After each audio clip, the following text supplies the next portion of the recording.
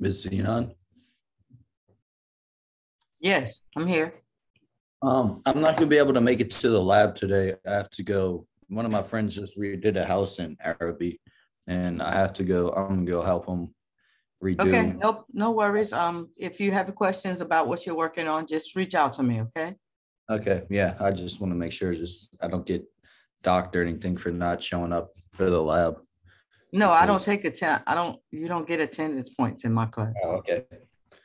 Awesome. Well, thank you. Yeah.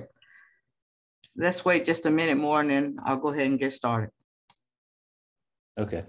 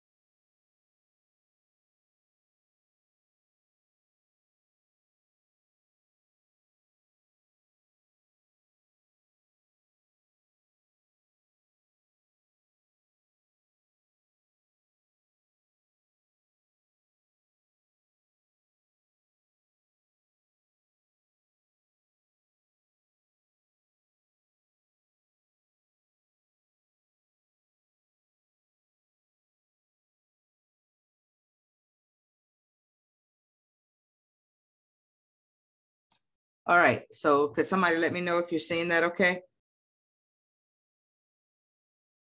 Yes, ma'am. Okay.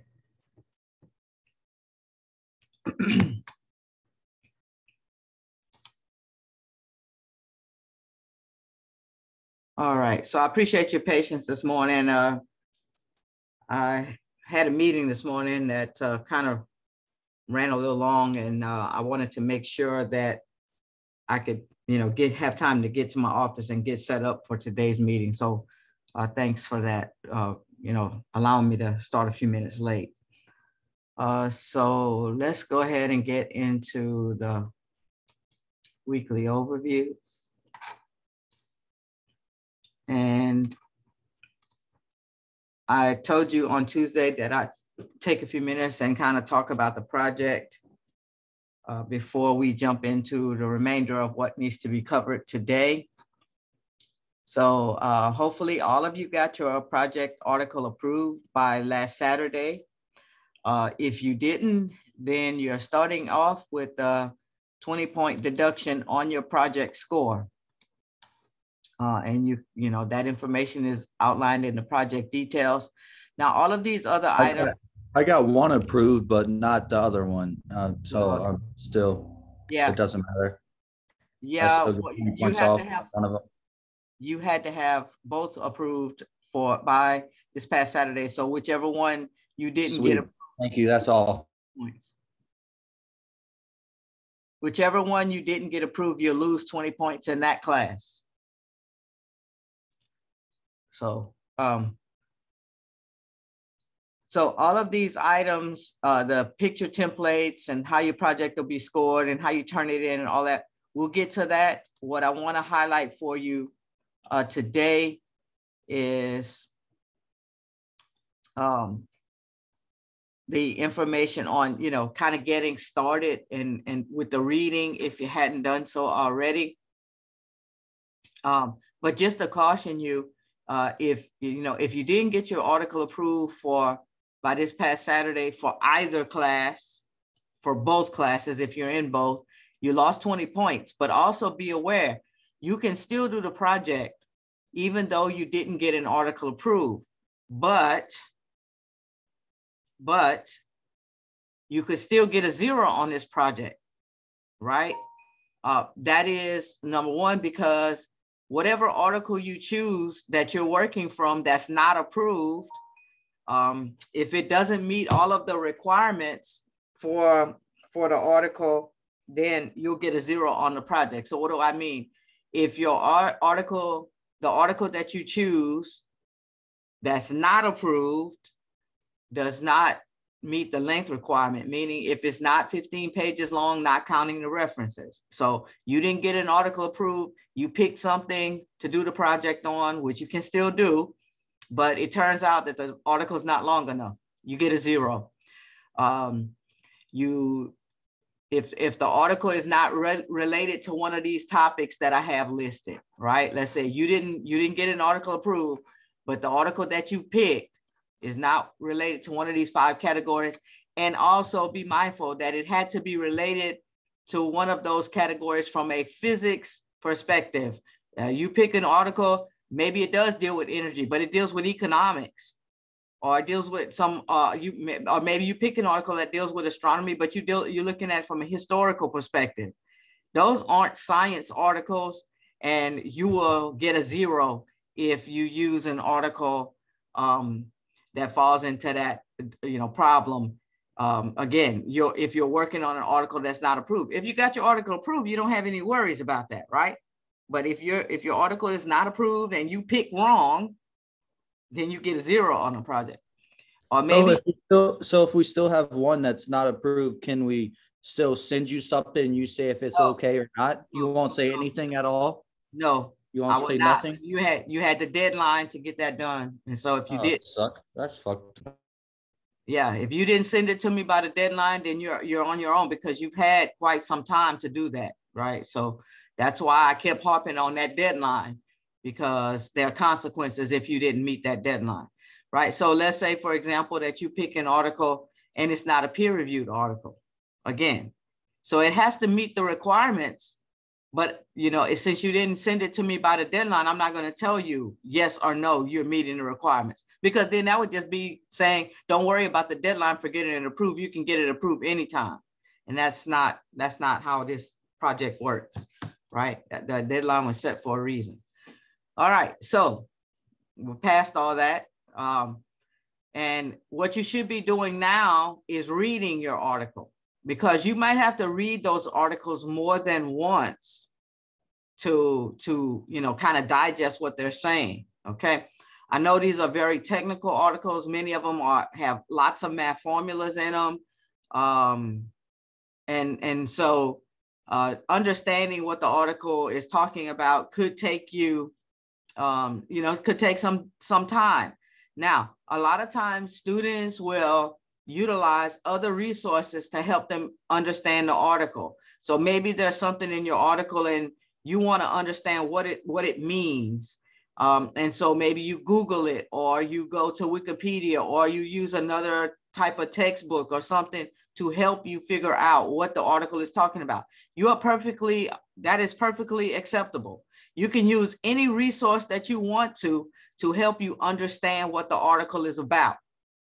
But I don't need to know about those resources. I don't care about those resources. I don't care how you figure out what the article is saying. Your task is to tell me what the article is saying. So the only source that I'm interested in is your article. I don't care if you use 10 physics books to figure out the first paragraph. That is your responsibility. Don't tell me about those other books or other sources. Tell me what the article says in your own words, and tell me how it relates to the things that you're dealing with in this class. Okay, that's the project, that's the task, right? Okay, so we'll start talking about the writing probably in about a week or so. Okay, we'll start talking about how the actual summary needs to be structured, right? But right now, I want you to understand that, so while you're reading, you can begin to make adequate notes about the article, think about connections, figure out things, whatever it is that you're not understanding about the article. I'm not expecting that you will understand every single thing about the article. Okay, definitely there will be some things that aren't crystal clear to you in the article. Okay, but the goal is, what you do understand, tell me what it means and tell me how it's related to the class. All right, so any questions on that?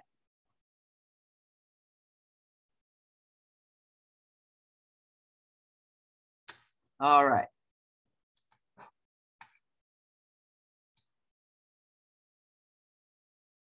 So got a typo here. Let's see. Sorry about that. I got a typo right here in my weekly overview. That should be, say, 21 March. All right. So on Tuesday, I went through the information on momentum and work and energy. What I did, one of the things I want to do before we jump into looking at some sample problems, now that I've talked about the project, I want to talk about your second bonus, okay? Your second bonus. All right, and let me add this in here because for some reason, this isn't crystal clear to students.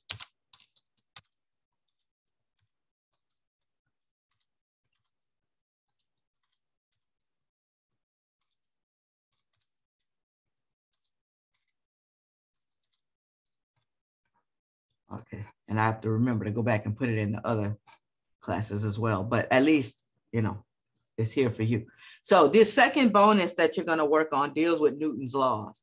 And if you recall, your problem set 6 and 7, that's due by Saturday, also deals with Newton's laws. At least I'm thinking that's correct. Let me make sure I'm not saying the wrong thing here.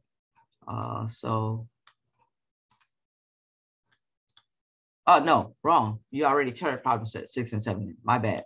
Yeah, that was Newton's law. So, right. So what you're going to be doing is you're going to be using the materials listed there to build a car. Okay, and I call it my Newton jet car, right? So you can only use the materials listed, and the goal is to build a car that travels as far as possible. If we were face to face, we would have a little bit of a competition with the cars, but you know, since we're virtual, no worries. You build a car using the materials listed. So the scissors, obviously, the scissors are for cutting. They're not part of the car, right? The tape. The 4 plastic lids, that's like drink cup lids or something close to that. Skewers, that's like for shish kebab, you know, when you put it on the grill, meat and veggies. I would suggest that you use either plastic or wood. Don't use metal because it will just be too heavy for the car. Straws, you're allowed to use 2 straws, 1 balloon, and 1 tray. Now that tray could be like a cardboard tray. It could be like an aluminum foil tray, like, you know, like a TV dinner's aluminum foil tray. It could be styrofoam, like when you buy like meat out of the grocery and they have like either the white or sometimes pink or yellow styrofoam trays that they're in. Just make sure you sanitize it good before you handle it, right? Something along those lines as a tray. And you're going to use those materials to build a car, okay? The goal is, again, to have the car travel as far as possible, right? The other thing that you have to do is that you have to do a write-up on the car that explains how each of Newton's laws relates or applies to the motion of the car, okay? So 2 things, build a car, number 2, the write-up. And so that I know you built the car, when you turn this in, you know, I need a picture of your car or a short video clip of your car, right? That's the only way I know you built it. You know, I had a student send me the write-up and I said, well, where's the picture of the car? Well, I didn't know you needed a picture. Well, how else would I know you built the car if you don't send me a picture or something to show me your car, right? So that's why I just went back and put that in there to make sure there's no confusion about what I actually need. Now, this bonus is worth 10 points. And you can add that 10 bonus points to the item of your choice, except for the project or the overall course score, okay?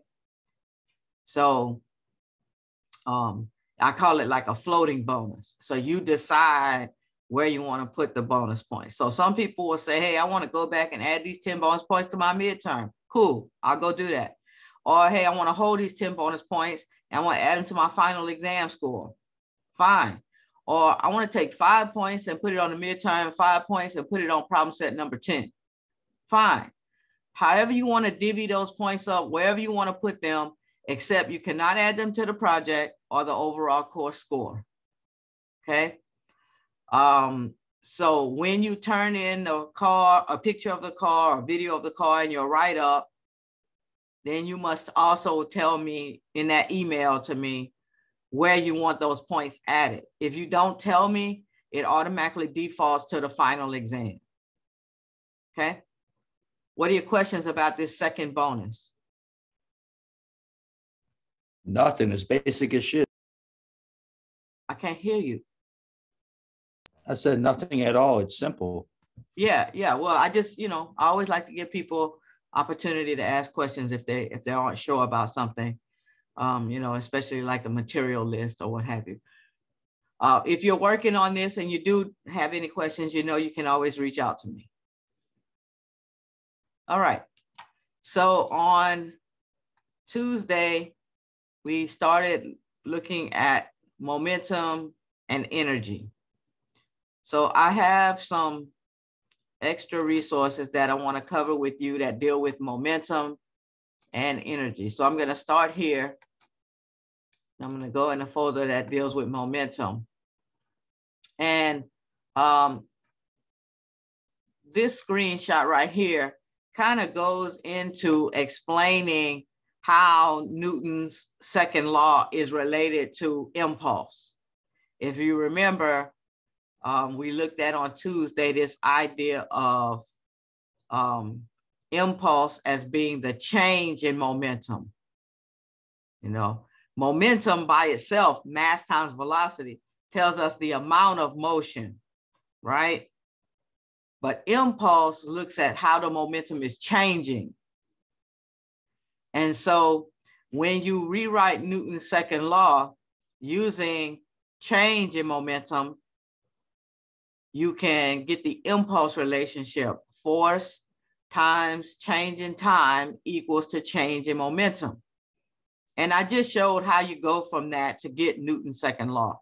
So if you put in P equals mv, so you see on the right side, I have delta P, but in place of P, I put mass times velocity, okay? Well, if the mass of our system is constant, which I told you on Tuesday, we don't do the rocket problem where mass is changing, mass is constant in this case, then we can pull it out because the delta doesn't apply to it because it's not changing. So now we have m times delta V over delta T. Well, if you go back to your definition of delta V over delta T, that's acceleration. So I took the impulse relationship, F times delta T equals delta P, and I rewrote it to get Newton's second law, F equals ma. Notice I had to do what? I had to divide both sides by delta T. That's how I got the F by itself, right? So I substituted in for P, and I divided both sides by delta T. So when I do that, I can see that out of the impulse relationship, I can get Newton's second law. So, impulse is just another way of looking at change in momentum, which is another way of looking at Newton's second law. Now, this other screenshot here, it looks at conservation of momentum. Okay, so remember, the whole idea of conservation is the total momentum in the system is the same before and after a collision, right? So that's what conservation of momentum is useful for. When we want to analyze motion where the objects are bumping into each other or colliding with each other, we go to the conservation of momentum formula as a simplified way to investigate that type of motion, okay? So for the conservation of momentum, remember our momentum is constant, so the total is not changing, okay? Right? And so we can utilize that to help us analyze different types of collisions. Well, what types of collisions are there? Well, one is an elastic collision, if you recall. So momentum is conserved, kinetic energy is conserved, and the objects bounce off of each other, okay? And notice just below that elastic, that word elastic, I wrote PI equals PF. Initial momentum equals final momentum. Why? Because the momentum in your system is constant. And then inelastic collision, right? So the momentum is still conserved, but kinetic energy is not conserved in an inelastic collision, and the objects stick together. And what I wrote there again was the momentum that you start with, Pi, is equal to the momentum that you finish with, Pf. Remember, we used the symbol P for momentum, right? And so now I showed you mathematically, what does the momentum conservation equation look like for a perfectly inelastic collision? Remember, we don't solve problems for an elastic collision, but we can solve problems for an inelastic collision because the objects are stuck together afterwards, moving with a common velocity. So if you're going to solve problems dealing with an inelastic collision, you're going to have to use that formula that I listed there, the mass of object one times the velocity of object one that you're starting with, plus the mass of object two, plus times the velocity of object two, equals to, notice on the right side there, I combine their masses. Well, I would have to do that because they're stuck together. And then if they're stuck together, they move with the same VF, okay, the final velocity, okay? So that's what makes solving problems with the inelastic collision possible, the objects being stuck together after the collision, okay? So it's just kind of like a summary. This screenshot is kind of like a summary of the conservation of momentum and the different types of collisions, okay? I like this handout because I like the way they define momentum in this packet. It says momentum is a measure on how difficult it is to stop a moving object. Well, you could think about it. If momentum tells us the amount of motion or the quantity of motion that an object has, the more motion it has, the harder it is going to be to stop it, right? I mean, you could think of it like a charging elephant, for example. The charging elephant may not have the biggest velocity, but it's going to have a big mass, right? So the product of mass times velocity for that charging elephant is going to be large. And so that's what it's going to be difficult to stop a charging elephant, right? Or you could think about a speeding bullet. A bullet has a very small mass, but an extremely high velocity. So it has a lot of momentum, a lot of motion. So it's going to be difficult to stop, okay? Again, momentum is a vector, so direction matters. You can have two objects, same mass, same speed, moving in different directions, and their momentum will be different because momentum does not depend on speed. Momentum depends on velocity, and velocity has direction. If the direction is different, the momentum is different.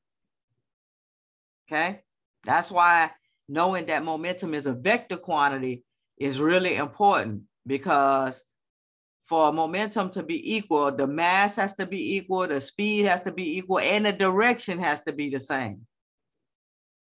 Okay, we know the units for momentum, kilogram meters per second. Kilogram goes with the mass, meters per second goes with the velocity. And so that's what I was just talking about here. Objects with a high momentum can have a greater mass, velocity, or both.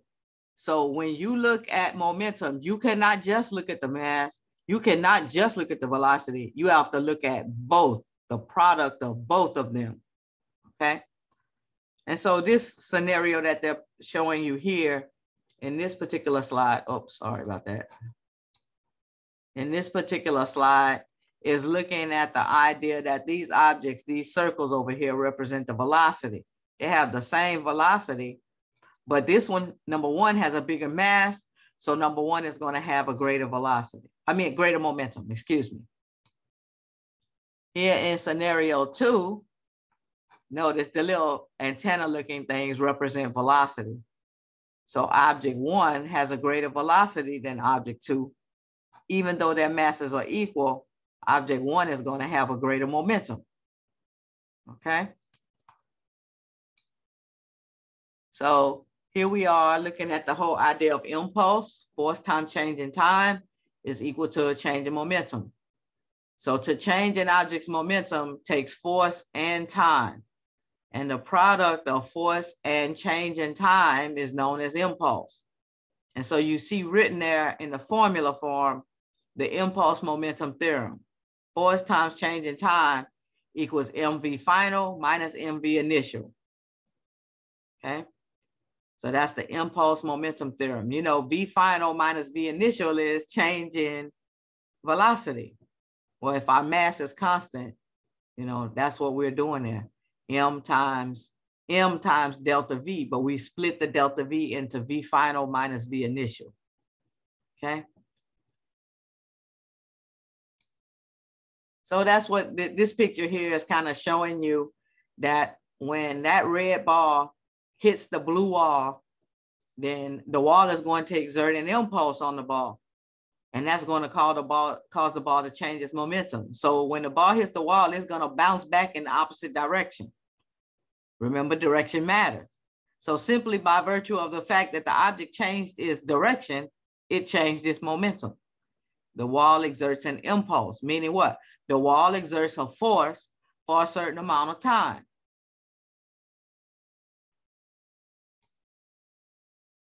Okay. And here is a sample problem utilizing the impulse momentum theorem. The impulse momentum theorem. It says a 1,400 kilogram car moving westward with a velocity of 15 meters per second collides with the pole and is brought to rest in 0.3 seconds. Notice westward, because remember we're dealing with vectors and west is negative.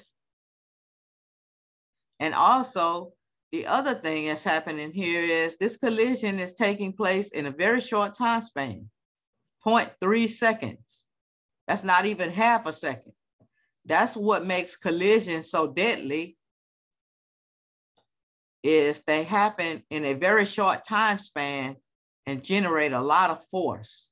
So that's what they want to know here. How much force is exerted on the car during the collision, okay? So let's see, we can figure that out by using our impulse momentum theorem. Okay, force times change in time equals mv final minus mv initial. So they told me that this collision takes place over the 0.30 second time span. The mass of the car is 1,400 kilograms, and that's going to stay the same. Now I know in a lot of collision, cars lose parts, but we're not dealing with the mass changing, so it has to remain at that 1,400 kilograms. V final is 0. How do I know V final is 0? Because it said the car came to rest, brought to rest, right?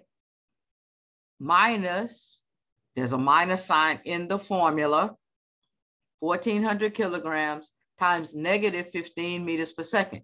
Now that negative is not greater than less than. The negative tells me west. Remember, in vector language, we specify direction using the negative sign to represent west in this case. Or if an object is moving vertically, which this car is not doing, down would be negative, right? Or south, if you want to think of it that way in terms of north, south, east, west.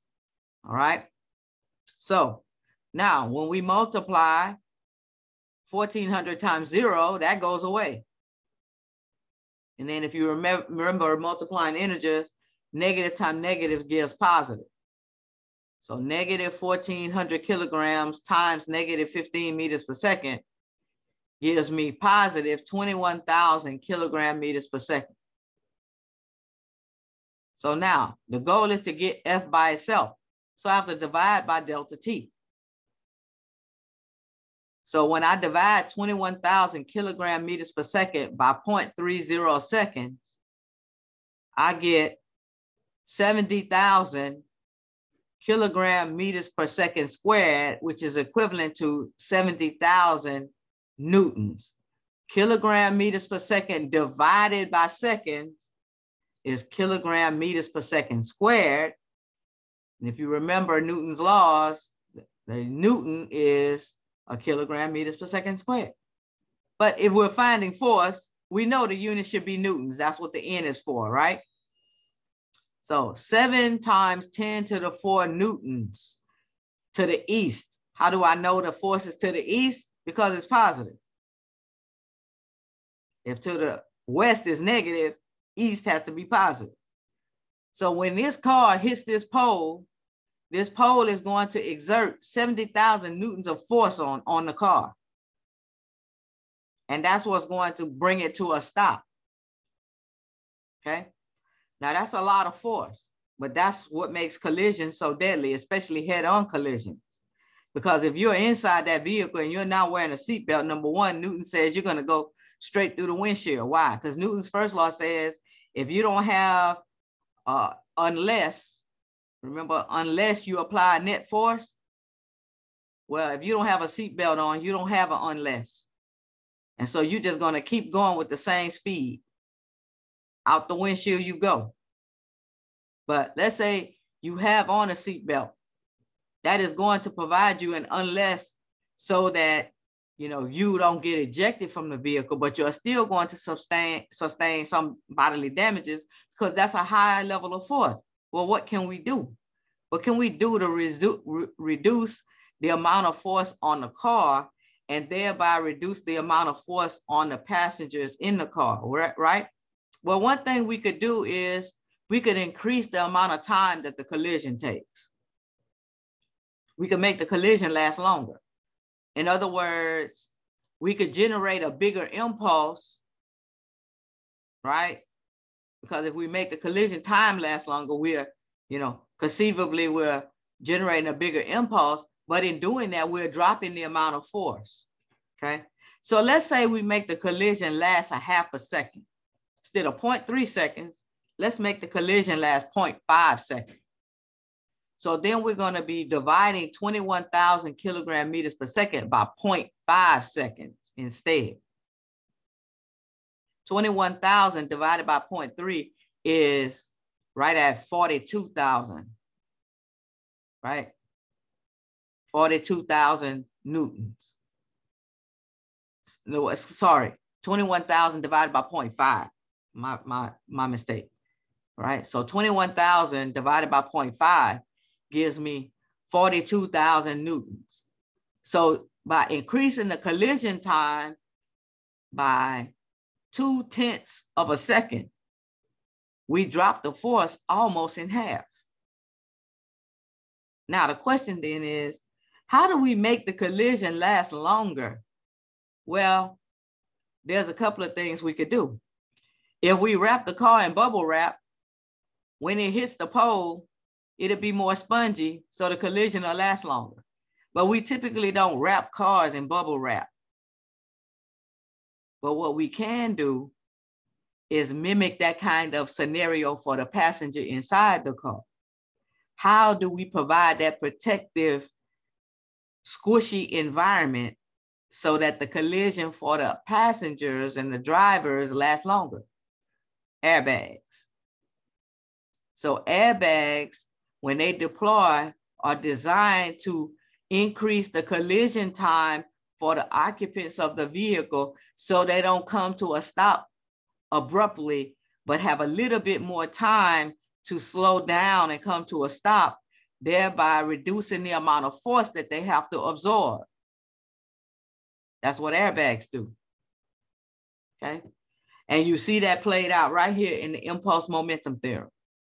You make the collision time last longer, you reduce the amount of force that the occupants have to absorb utilizing airbags.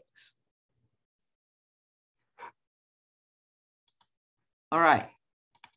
Now, in this particular packet, I like this packet because here you go. It breaks down the momentum formula utilizing the problem-solving pyramid, which is, the tool that you've been using all semester to kind of help with some of the math, right? Okay. So we know that momentum equals mass times velocity, but when we put it in our pyramid, we can see how those variables relate to one another in terms of being multiplied and divided. So then let's use that to solve a couple of sample problems that relate to momentum. It says, find the momentum of a bumper car if it has a total mass of 280 kilograms and a velocity of 3.2 meters per second. So the mass is given, the velocity is given. To get momentum, we just multiply, right? Now pay attention to the units, because the unit for momentum is kilogram meters per second. I can't tell you how many times students solve this and they put 896 newtons.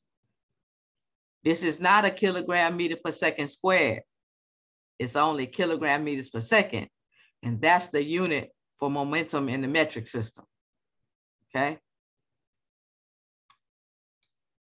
Let's take a look at another example. The momentum of a second bumper car is 675 kilogram meters per second. What is its velocity if its total mass is 300 kilograms? Okay, so we got a second bumper car and we know its momentum and we know its mass. Okay, I had a student ask me, well, how come the masses of the cars are different? You have to include the occupants. So maybe one occupant is bigger than the other, right? Okay, so now to get the velocity in this case, according to our pyramid, we take the momentum and divide by the mass. So that becomes 675 kilogram meters per second divided by 300 kilograms. Kilograms will cancel out because you have them in the numerator and denominator. And then you are left with 2.25 meters per second, okay? So the momentum formula is you know, students typically do well with just the momentum formula.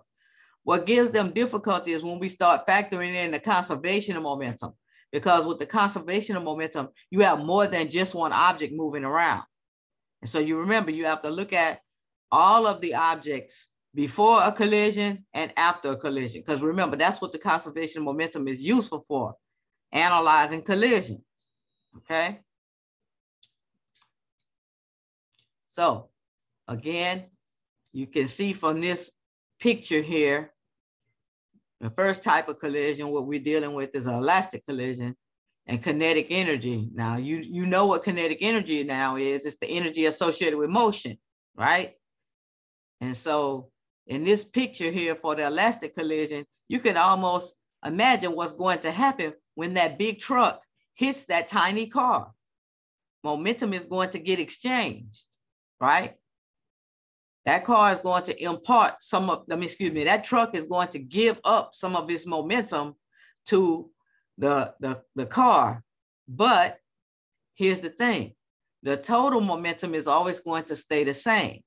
So how much total momentum do we have in our system? Well, the car is sitting still before the collision, so it doesn't have any momentum.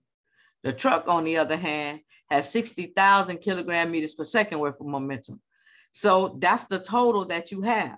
So after the collision, when you add up the momentum of the truck plus the momentum of the car, you're still going to get 60,000 because the total momentum is fixed, right?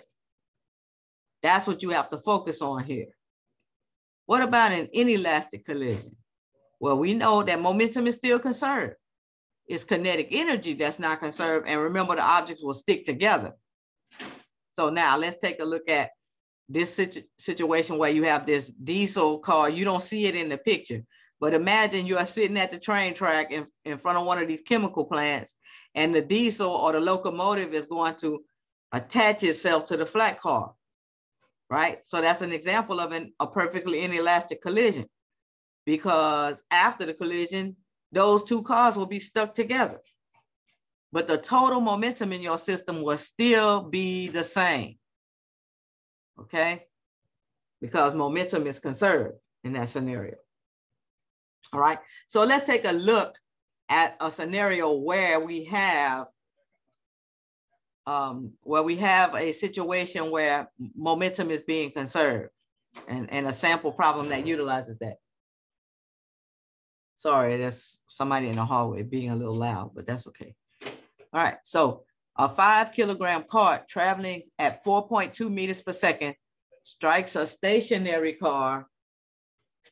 2 kilogram cart, and they connect. So that's how we know we're dealing with a perfectly inelastic collision, because they connect. And we want to know what's their speed after the collision.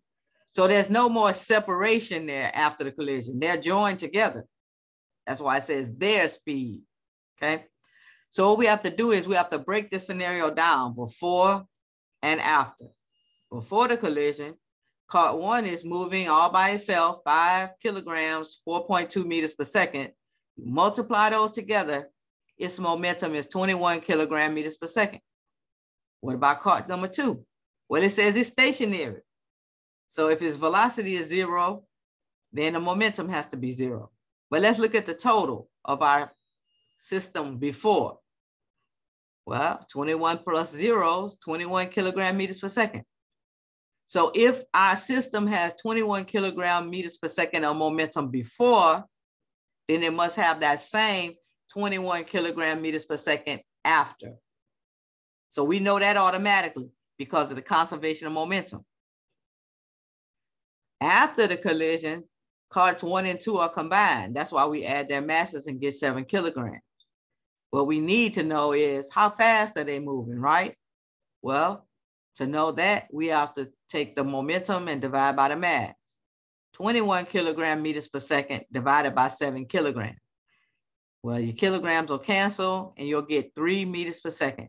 So after the collision, notice that cart 2 is moving with 3 meters per second where it started off moving at 0, but cart number 1 is moving at 3 meters per second, which means it lost some velocity, right? Because it was moving with 4.2 meters per second. So there's a shifting of momentum in this situation, but your total is always the same.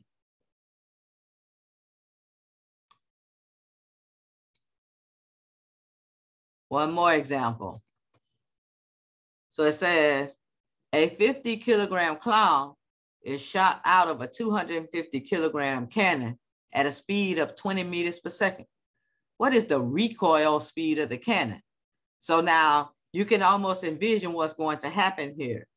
They're going to fire the cannon, and just like any other object that's being fired like that, it'll kick back, right? That recoil, it'll jerk backwards when you fire it, okay? That's what they're calling a recoil. And we want to know, what is that recoil speed, okay? So now we break down our scenario, before and after. Before the cannon is fired, after the cannon is fired. So in this case, before the cannon is fired, nothing's moving. The clown's not moving, the cannon's not moving. So the total momentum in your system is 0. That means the total momentum in your system after the cannon is fired has to also be 0, because the total before has to equal the total after. Well, let's look at afterwards. Afterwards, the clown moves with the speed of 20 meters per second.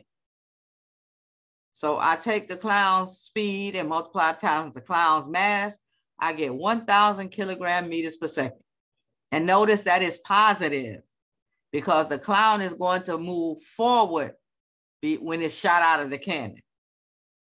So if the clown has positive 1,000 kilogram meters per second of momentum, then that means the cannon has to have negative 1,000 kilogram meters per second. How do I know that? Because their total has to add up to 0. So the only thing I can add to positive 1,000 to get 0 is negative 1,000. So you see in this case how I use the conservation of momentum. I use that fact to know what my total has to be at any given moment. And that tells me what the cannon has to have afterwards. So that negative 1,000 kilogram meters per second allows me to figure out recoil velocity. So now let's focus on the cannon. So negative 1,000 kilogram meters per second is the momentum of the cannon. The mass of the cannon is still 250 kilograms, because we don't deal with situations where the mass is changing, right? So to get the recoil velocity or recoil speed, you can think of it that way, because that negative tells us direction, right? We take the momentum divided by the mass. That's negative 1,000 kilogram meters per second divided by 250 kilograms. So that tells me that the cannon is going to move backwards 4 meters per second. That's what that negative sign means in this case. Okay, so I can tell you up front, this kind of problem with the conservation of momentum is something that you're going to see quite a bit in problem set number 9 when you get to it. Okay, you will be utilizing this conservation of momentum principle to solve problems for problem set number 9. So that's why I said problem set number 9 is a little bit involved, but these examples can really guide you well if you, you go back and refer to them while you're working. Okay. All right. So also in here, I have some nice energy notes. And in this particular screenshot, what I did was I kind of worked out the units for you. Okay. So I showed you how you deal with the units for potential energy and kinetic energy. So they are the formulas for each of them. Potential energy is mgh. So m is in kilograms, g is in meters per second squared, h is in meters. Okay, so I multiplied them out.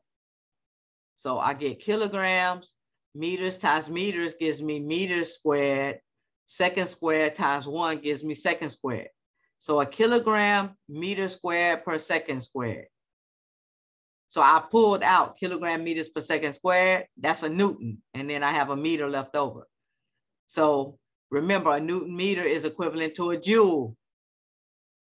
So the unit for potential energy is the joule. And I showed you how it all breaks down. Okay. Same thing for kinetic energy, 1/2 mv squared. Well, the 1/2 is just a number. It doesn't have a unit, but mass is in kilograms and V is meters per second, but it's being squared, right? So there I go again with the kilogram meter squared over second squared, which is a joule. But then I show you how I can factor out the Newton, kilogram meters per second squared, and I get a Newton times a meter. And remember, the unit for work is Newton meter. So that shows you there that the unit for work, Newton meters, is equivalent to a joule, and so are the units for potential and kinetic energy. And that is because work and energy are interchangeable. There, work, Newton meters, that's equivalent to a joule. So the units for energy and the units for work are joules. Okay, and so this packet has some nice background information on some of the different kinds of energy, different forms of energy. The important thing there is that they're all, any kind of energy has the ability to cause change. And so, each one of them is showing you what kinds of changes they cause. The other thing that they all have in common is that they all utilize joules as the metric unit. Okay. And then here's the, breakdown of kinetic energy, energy in the form of motion. So if an object is moving, then we can look at the amount of kinetic energy it possesses, 1/2 mv squared. So you can see in the picture that the big truck is going to have the most kinetic energy because it has the larger mass out of all of them and also the biggest velocity, right? We can see that the bike, the motorbike that's going 50 kilometers per hour is going to have the smallest kinetic energy because it has the smallest speed and the smallest mass. And then potential energy, mass times gravity times height. So as the object moves up higher, it stores up more energy. And so is measured in joules, just as in any other form of energy is. But in this picture, you can see that the boulder that's sitting up on top of the hill has the greater potential energy because its height is up higher.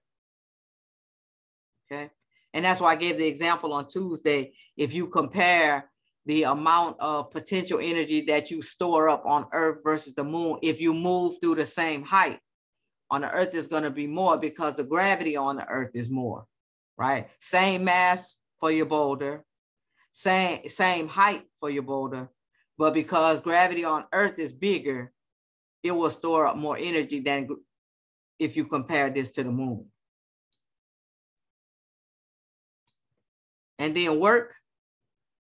We talked about the idea that work involves a transfer of energy through motion. In fact, we looked at the idea that the work done is equivalent to the change in kinetic energy. But the way we calculate the amount of work done is to look at the force times the distance, displacement, right? This distance and displacement. We know that if you move in a straight line, the size part is going to be the same for both of those. So that's why they're saying distance here, right? But the important thing is that the force and the distance, or the force and the displacement, must be in the same direction, right? And I gave the example. If you carry an object, your force and your distance are perpendicular, so you do no work. So let's look at a couple of examples here. Brett's backpack weighs 30 newtons. How much work is done on the backpack when he lifts it 1.5 meters from the floor to his back? So there's your pyramid for work, okay? If you want the work done, you multiply the force times the distance. 30 newtons times 1.5 meters, 45 joules, not 45 Newton meters, 45 joules.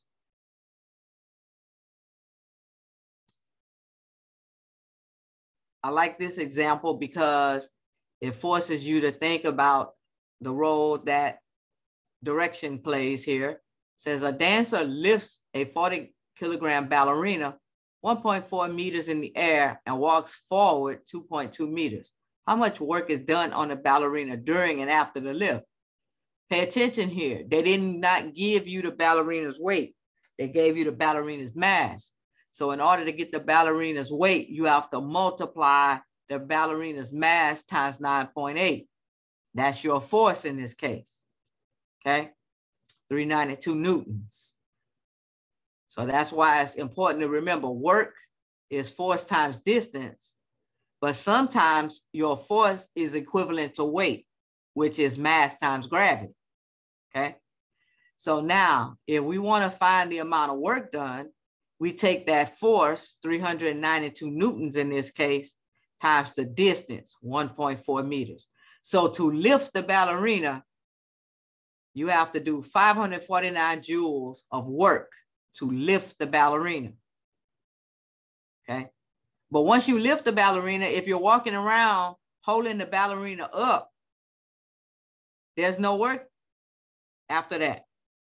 After you lift, the distance is not in the same direction as the force. They're perpendicular because you're holding the ballerina up, but you're walking forward. So the force and the distance are perpendicular, carrying the ballerina.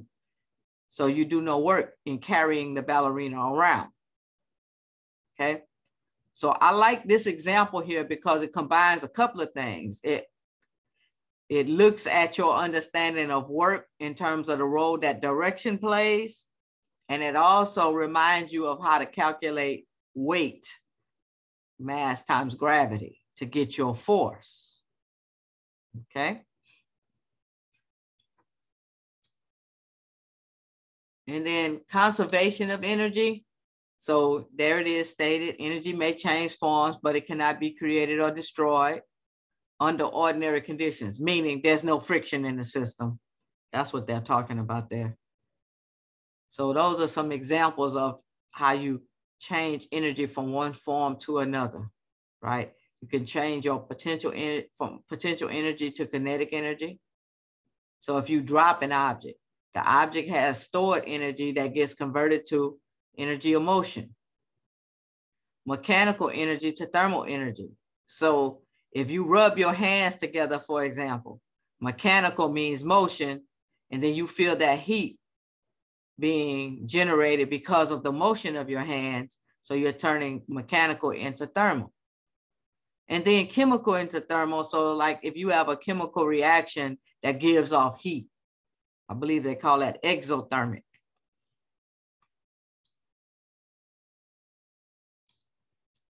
And these are some systems where you can look at conservation of energy. And that pendulum is in the first one. And as that pendulum swings back and forth, you have alternation between potential energy and kinetic energy. A roller coaster is another example where you are converting, let me say this, a gravity-driven roller coaster is an example of a system where you convert potential energy to kinetic energy and vice versa. Okay, and that assumes, both of these assume the system is frictionless and gravity is the only force controlling the system. Remember, gravity is a conservative force, so any mechanical energy that is part of that system is going to be conserved. And then they're showing you here an example of a system where you have on the left, no friction, the marble will just go back and forth forever, versus on the right with friction, you know, the marble is going to eventually slow down and land in the bottom of the bowl. And then the last thing, power. So power is the rate at which work is done. So you look at work divided by time. So the unit for power is the watt. 1 watt is 1 joule per second. So I have just a few minutes. I wanted to show you on Canvas where you have access to some good visual tools for this energy conservation. Under useful links, if you click on simulators here, and you go to simple pendulum, and you put it on energy, and you start it. So you can see as this pendulum swings back and forth, you have potential and kinetic energy alternating, but your total is always the same. Okay.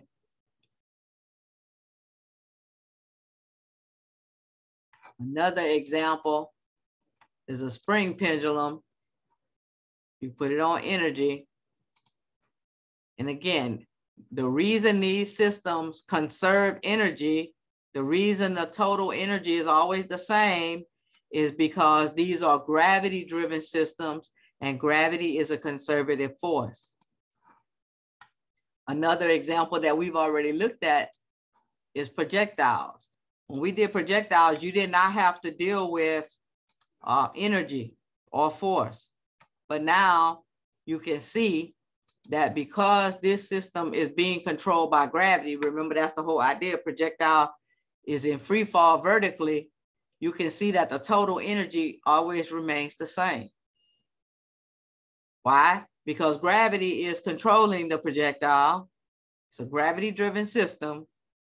And so anytime you have a gravity-driven system, mechanical energy is going to be conserved. And then the other nice resource you have available is this physics classroom. This physics classroom is really lovely because you have all the topics that we cover. So here under, look, there's momentum and its conservation, work, energy, and power. And I like this situation for analysis where mechanical energy is conserved. So you have some visual systems there, you know, dealing with pendulum motion, roller coaster motion, okay? So you can go and look at these examples as a way to get some practice with the conservation of energy. These are some great examples to utilize to practice understanding the conservation of mechanical energy, the trade-off between kinetic and potential energy as an object moves around, okay? All right, so we went right up to our very last minute. If you're working this weekend and you have questions, don't hesitate to reach out to me. I'd be happy to respond to any questions that you have on the problem sets and the discussions that you're working with over the weekend. So again, I appreciate you joining in today. I'll post the recordings here probably sometime later on the day. Bear with me on that. I'll get everything posted for you. So I'm going to stop the recording.